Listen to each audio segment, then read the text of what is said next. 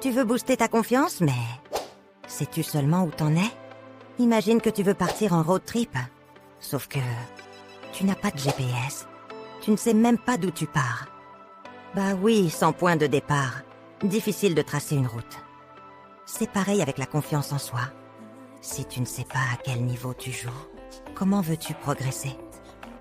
Bonne nouvelle. Aujourd'hui, on va mettre tout ça au clair avec un test express, fun et efficace.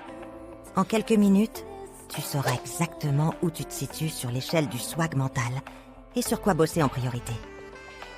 D'ailleurs, une étude menée par le psychologue Albert Bandura a démontré que la perception de notre propre compétence influence directement nos performances et notre motivation à relever des défis.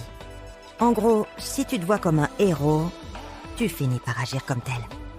Prends une feuille ou télécharge le test en description. C'est parti. Pourquoi mesurer ta confiance est crucial? Avant de changer quoi que ce soit, faut savoir d'où tu pars. Le problème? Certains pensent être confiants alors qu'ils évitent tout défi, comme Dracula évite l'ail. D'autres se sous-estiment alors qu'ils ont déjà réussi à dompter pas mal d'obstacles. L'objectif? Distinguer les warriors des apprentis sorciers et bosser précisément sur les piliers qui te manquent. D'ailleurs, si tu veux aller plus loin, je te recommande le livre « Les vertus de l'échec » de Charles Pépin.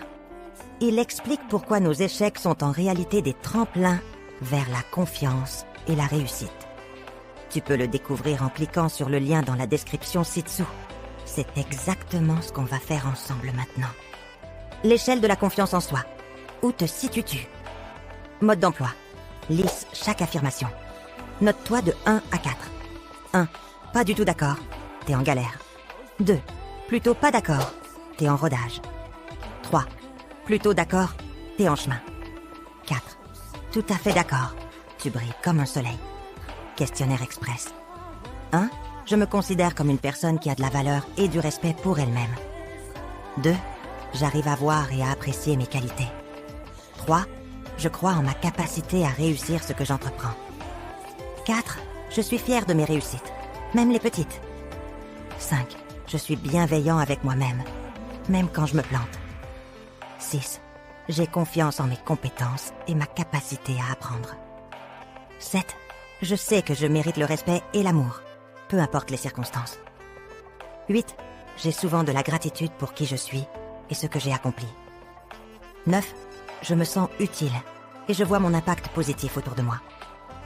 10. Je suis convaincue que je peux m'améliorer chaque jour. Additionne tes points. Total sur 40. Prêt? Voyons ce que ça signifie. Interprétation des scores. Jedi ou Padawan. 10-19. Confiance en PLS. Ton estime de toi fait du camping sous la pluie. Il est temps de bosser sur ta perception et d'affronter des petits défis. 20-29. Confiance en mode mais. Pas mal, mais il y a encore des zones d'ombre. Identifie où tu doutes et muscle ton mindset. 30-39. Confiance solide. Tu gères, mais faut maintenant level up et tester des challenges plus gros. 40. Boss final de la confiance. Tu brilles d'assurance. À toi d'inspirer les autres maintenant.